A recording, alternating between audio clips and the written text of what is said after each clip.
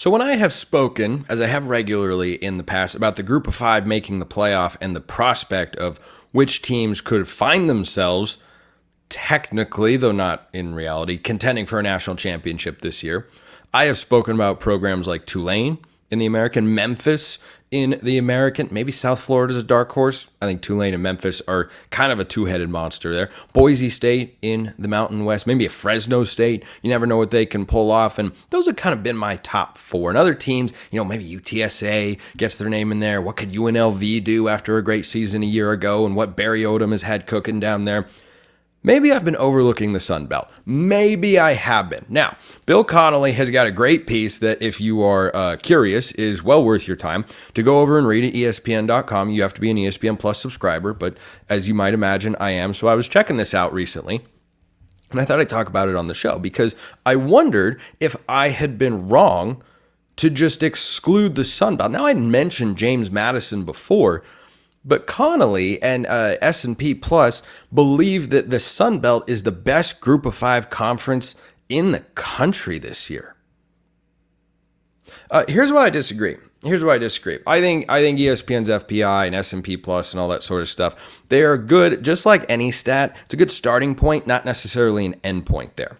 So the Sun Belt's playoff chances are not solely on the shoulders of one team. That is not the case, as is the case with the Mountain West or the American Conference. I can see two or three teams maybe making a push. Here's my problem with framing this discussion as the Sun Belt is the best group of five conference and the Sun Belt has a chance to get into the playoff. Could they get in there? I'm not saying it is impossible. Their numbers give James Madison about a 13% chance of winning 11 or more games, which is pretty crazy. When you look at some of their biggest brands and some of their best teams, in Connolly's own words, there are a lot of first-year head coaches in there. And boy, that gives me a great deal of pause. There's not just one new head coach in there. There are three. Major Applewhite at South Alabama. They went into Stillwater and blasted Oklahoma State a year ago. Bob Chesney is coming in to take over James Madison after they lost their head coach this offseason.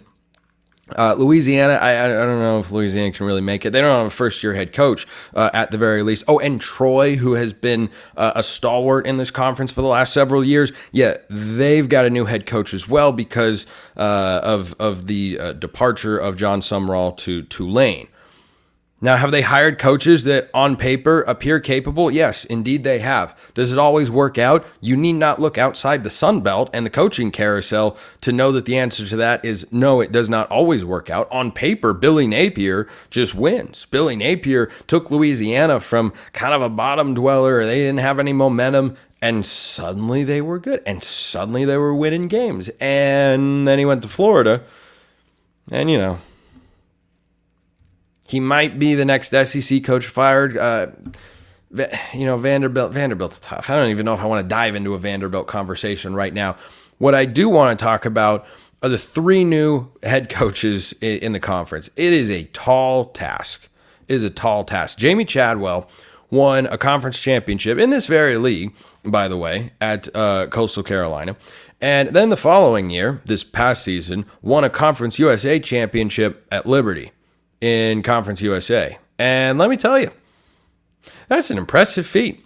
That is an impressive feat because coming in as a first-year head coach, even if you're not a first-time head coach, which these guys are not, if you are not a first-year head coach, then what you are talking about doing, just walking in to a league where you have established head coaches, and just all of a sudden, we just got this. We got this here. Because remember, this is not, for example, a Mike Elko at Texas A&M situation in which he's coming in and taking over a roster that has some talent on it, but they just lost all this talent. Boy, that's going to be really, really difficult to replace. But then you look at the transfer portal class they've brought in, and you go, well, they could actually be a pretty talented team. I don't know that you can do that in the Sun Belt quite as easily as you can at some of these higher profile programs.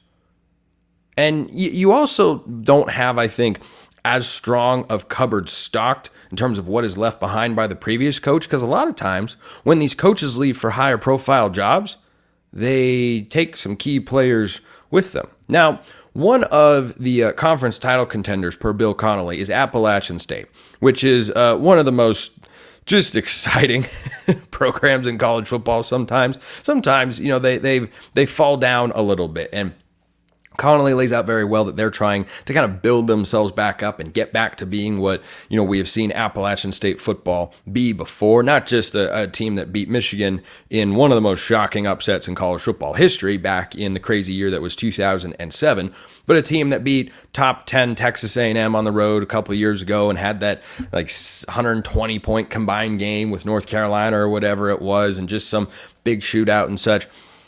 You've got 3 new head coaches.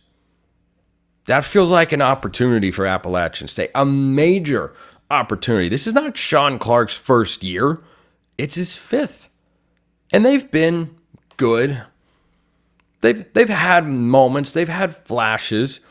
A lot could rest on what Joey Aguilar is able to do at quarterback this year. That's entirely possible. But that situation alone is something that I can't shake.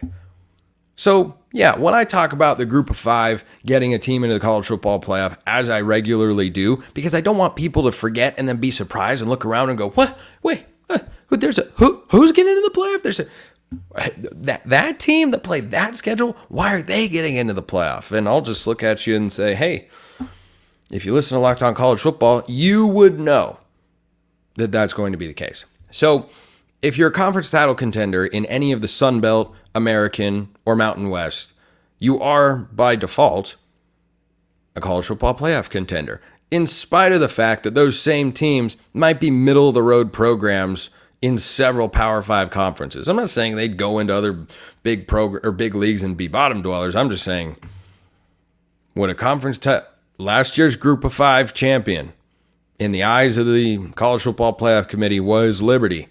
They played the Pac-12 runners-up in Oregon. It was 42-6. I think that was the final score. It was Oregon had a score in the 40s, and Liberty scored 1 touchdown. And that was it. So, far be it from me to think that this is a great situation for college football to find itself in which you can play, albeit with less money and less overall talent, but in a supremely inferior league and a much less difficult schedule than some other teams, and then find yourself in the playoff because, you did really well comparatively. And, Appalachian State, they went 10-3, and Florida went 5-5 or 5-7. App State's not as good as Florida. If Florida were in the Sun Belt, the American, or the Mountain West, is anybody putting them down as anything except a conference title contender? I certainly wouldn't. So I don't think I have been grossly out of bounds with my overlooking of the Sun Belt, but I'll say that it's been a mild, what's the right word? I've glossed over it, just minorly. And it should be included because they have teams, they have programs, they have brands, but I think they have more brands and programs than they do teams, because right now I don't know what a lot of those teams look like. I don't know what the Dukes are going to be. I don't know how good Troy's going to be. I know what their program's capable of. That doesn't mean I have a great idea since I haven't seen any on-field product of what the team is capable of. But could a playoff team come out of the Sun Belt? Sure. Right now, I would lean, because of the coaching factor, Memphis and Tulane. Now, Tulane's got to face that same hurdle. John Sumrall, he's got to walk into Tulane, and he's got to take over as a first-year head coach and try to make that sort of push. The reason I have more confidence is I've seen John Sumrall coach at this sort of level and do a remarkably good job. The other guys, not quite as proven yet. Doesn't mean they won't be good. Just means I got to see it before I feel confident in it first.